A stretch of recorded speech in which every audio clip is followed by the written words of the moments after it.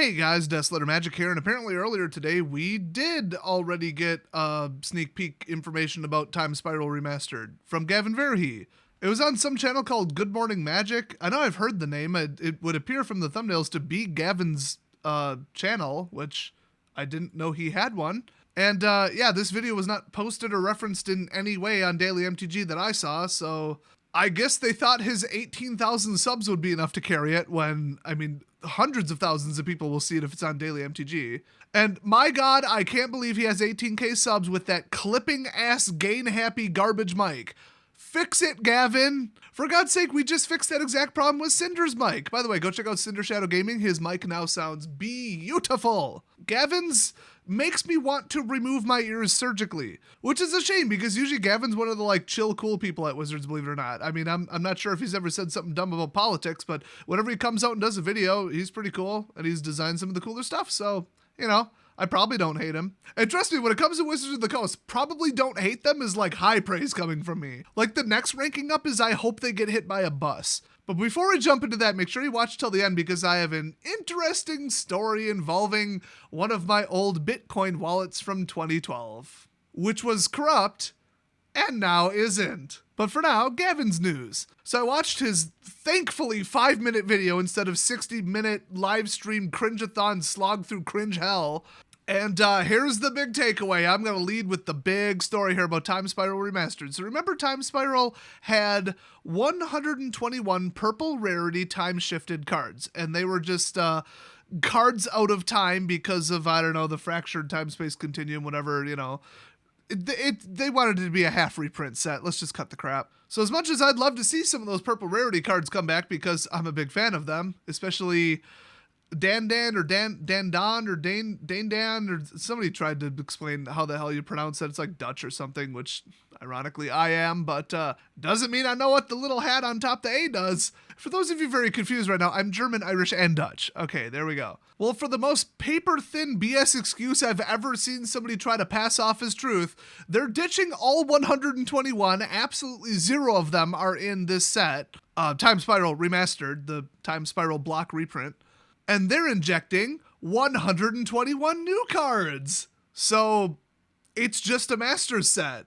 I mean, 121, that's got to be a good, like, half the cards. And if they do it like they did in the original, it will be one per pack. So, yeah, I mean, a third to half of this set is probably going to be just whatever they wanted to throw in for value reasons, which is literally just Masters. So his version of events is a little different. Let me break this down. I'm going to try to, like, change the chronology on this and, well, you'll see. So step one, Gavin says none of the original purple rarity, aka bonus sheet cards, are going to be in this set, the remastered one, because those cards were out of time. They didn't belong in the block, the set, whatever. He said set, he meant block. Step two, Gavin says we've got 121 new cards taking their place. Step 3, he states that this set of 121 very much follows the philosophy of the original bonus sheet cards. They are a, quote, really wild smorgasbord of cards, and none of them on the bonus sheet were from Time Spiral or had anything to do with it. So to reiterate, they're getting rid of the original 121 because they were out of time and had nothing to do with Time Spiral, and they're replacing it with a similar group of 121 that has the exact same philosophy, which also has nothing to do with Time Spiral. So they're adding in the new set similar to the old one and getting rid of the old one for the same reason that they're adding the new one. So just so we're all on the same page there. So we already saw what 3 of the reprint but purple rarity bonus, completely unrelated to the entire rest of the product, cards are when they first initially showed this off. That was Relentless Rats, somewhat valuable, Path to Exile, somewhat valuable, and Chalice of the Void, very valuable.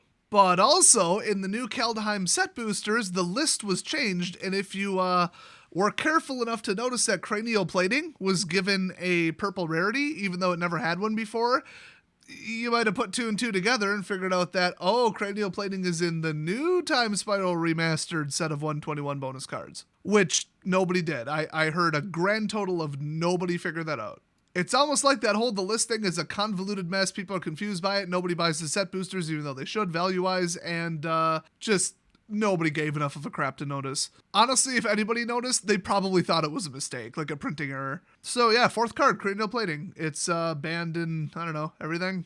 Okay, I'm confusing it with another card. This is banned in Pauper, but I always confuse this one with Skull Clamp because why wouldn't I?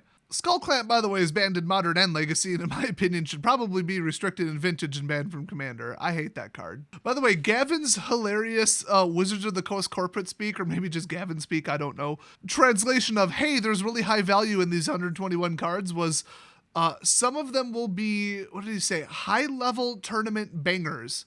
And I love a good sausage as much as the next guy. I mean, remember, I am half German. But despite his appearance, I don't think Gavin is actually British. So I think he actually just meant like the American slang for bangers, which means a really good card, like an explosive, good, impressive card. So in other words, money. But then he said the rest of them are just going to invoke memory. They're so it's going to be like iconic Masters, basically, or Masters 25, which were literally the same thing. And besides the generally positive news we've got about it, which, 121 of the cards are just random ass, who cares, high value, master set, whatever. I've got even better news. Debatably, well, it's important to me, no future sight frames.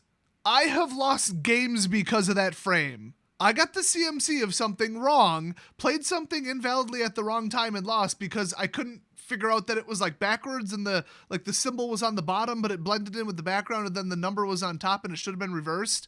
I hate future sight frames. Everybody, from what I heard, hated those stupid, god-awful, ugly, horrible frames. So, hallelujah, they're not adding them into this set, and we never have to see them again, and if you own one, rip it up and burn the remnants. He also assured us that the reprints in the 121 pack are going to be for every format, like on purpose. There's Pioneer staples in there. Modern, even Legacy, he named it by name and said some of these are Legacy cards. And then obviously he named Vintage and Commander as well. And get this, even Standard. So there's some Standard reprints, theoretically standard money reprints, but he didn't specifically allude to that. And Pauper specific cards in here. So it's just Eternal Masters. I mean, that's what this is. And then, you also get some Time Spiral cards in the pack too. And honestly, that's fine with me. I'm thinking they're going to go less aggressive because I'm also thinking that this probably isn't a $9.99 a pack product. But now that they got rid of MSRPs, we have no way of knowing. I'd have to talk to a distributor or something at this point, which, you know what? Let me check with some people right now. Okay, nobody immediately wanted to respond with a price. I'm sure right after I finish recording this, somebody will respond to me. But yeah, I mean, if this was like, just the normal $3.99 a pack, that would be wonderful because it would just be like a watered down, cheap, more affordable, cool opening experience that you could still get some good bombs in. But if they did it at $9.99 and they're just like, yeah, Time Spiral Remastered, let's be honest, it's just 121 money reprints. It's just Eternal Masters 2, just buy it. I wouldn't necessarily have a problem with that either. Oh, and to reiterate, I mean, this is all covered in my last video about it, but Lotus Bloom is going to be in some cool, funky frame. It's like a, buy a box promo or whatever. Now, you might not know this, but Lotus Bloom originally was the pre-release card that everybody would get for going to the pre-release for Time Spiral, so that actually makes sense. And by the way, you cannot open it in a booster. Oh, and they keep calling it a release promo. I don't know if that's an event promo, like a WPN giveaway, or if it's like a buy a box promo, but also like a WPN giveaway, or if it's literally just, it's in the box. As in, like, it's in the top of every box, it's a box topper. My thinking is probably one of the first two, unfortunately, making this a little bit harder to get. So very shortly, I think he said starting Thursday, we're going to start seeing spoilers from the set. So should be interesting. I'm a lot more interested in it now that I know more about it than I was initially, because I didn't play back then, could care less about cards that old. I don't even play formats older than Standard, so I'm just like, whatever. But if I can open it and make money, then suddenly I'm interested again. Imagine that. So pretty exciting. I mean, hey, hit subscribe if you don't want to miss my coverage of these spoilers, because it's going to revolve almost entirely around, I guess really draft and then just the card values, because that's all I care about. So thanks for watching, everybody. And lastly, quick shout out to a really cool service that helped me out. I just said, hey, you're cool. I'm going to give you a shout out. So not sponsoring. They're just, they're nice and I work with them. Do you have a Bitcoin wallet that's damaged, or it was on a damaged hard drive, it's got some damaged data, it won't load, it's stuck rescanning, or it's encrypted and you forgot the password?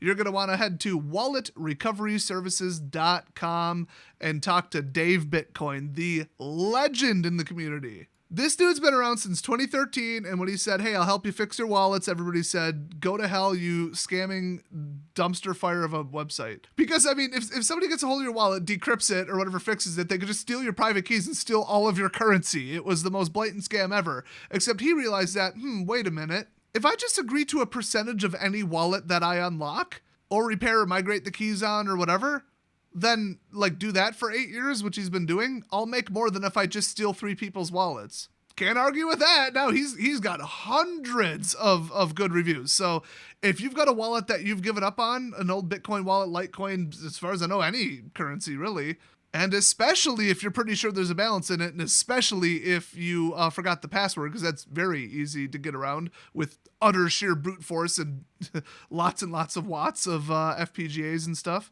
Not to give away his method or anything. Hell, if it's under 23 characters, I'll crack it myself. Send that shit to me, bro. But anyway, this dude's awesome. I had him take a look at one of my wallet files that was marked as corrupt that I just found on like some random flash drive or hard drive or backup ISO or something from an old computer. It was made in 2012. Okay, Bitcoins weren't worth shit back then. And I was pretty sure I remembered, even though this was 9 years ago, that it went corrupt because my computer crashed or the software crashed, and then it corrupted the wallet. So I'm just like, whatever, there's like, 1, 2, 3 Bitcoins in there that are worth like $3 a piece. I'll just start over with a new wallet. Yeah. So I sent it to him and he's like, dude, there's 418 addresses in here and any one of them might have money. And I'm like, recover that shit. Every single one of the addresses was blank, was empty. Somehow when the wallet went corrupt, it was empty. What I think I did is I had a backup of the wallet and I restored from the backup, and there was no gap in basically like private key ownership deeds, I guess you would say, in the wallet file to represent something that would still have a balance, unfortunately. And realistically, I mean, I had 10, 20, 30 Bitcoins in my wallet at a time back then. Hell, I won 5 Bitcoins in a contest in 2010. Didn't save a damn one of them. So, okay, somebody's going to ask, I already made this video, but as of today, if I would have had all of my Litecoins and all of my Bitcoins that for various reasons were either lost, stolen, the trade hail got shut down and I didn't file a claim in time, just various whatever, or I sold them for cash. And that was all within like a couple months. Okay, if I wouldn't have done any of that and I would have held on to all of them, I would have had $70 million. Maybe $65 million. It depends. I haven't checked Litecoin prices lately. So, me, and check this out. I forgot that I used Bitrex, and then I was like searching for a Bitcoin related term for an old email to reference something, and I was like, I used Bitrex at one point. So I just, got into my Bitrex account. 3.5 years ago, I left 9,000 coins of a certain currency in it. Yeah, if you have crypto you forgot about and you've got 9,000 of it, yes, technically it was over 9,000. Yeah, memes. Gotcha. It was like 9,005. I'm sure I actually probably did that on purpose. Yeah, if you got anything like that, you're rich. Unless you're me, who keeps getting kicked in the balls by the universe when it comes to Bitcoins. I stored 9,000-ish Saya coins there because I thought those would be really hot in the future. Nope. And you know how almost every other currency is like a meta currency of Bitcoins, where Bitcoin goes up 10x, then they go up 10x because they kind of follow it? For some reason, not this one. I could look up what that reason is. Don't give a shit. I do not give one flying at this point. As far as I can tell, with what I remember of how many like US dollars I put into it, it roughly tripled.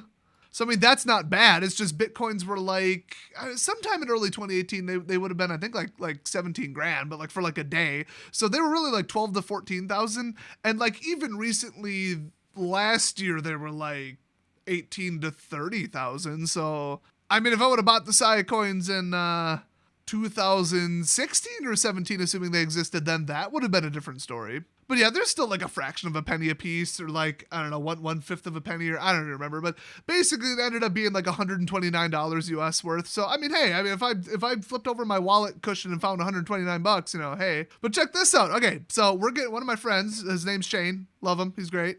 His son streams. I gotta get his son on my stream, and I gotta show up on his stream because like we've been planning that, and it's just gonna be the funniest shit ever. Oh, because he's like 9. But anyway, yeah. Shane decided to get back into mining because I told him about it, and he's like, oh yeah, hey, I can do that. It's winter, might as well heat the house. He actually pays for electric heat anyway. People are like, oh, Bitcoin miners is so terrible. Yeah, we usually use it to like replace existing heating. But yeah, so I'm building him about $1,000 rig or like a $1,300 rig, believe it or not, because I got a source on some cards. I was like, hey, why don't you, log into, this, that, and the other thing, log into Coinbase, log into NiceHash, and just see if you got anything anywhere, see if you got any balances. He's like, oh, no, I'm sure I didn't. I'm like, well, there's no way that you mined on NiceHash right up until the point where you got a payoff and then stopped at that exact second. That's virtually impossible to do.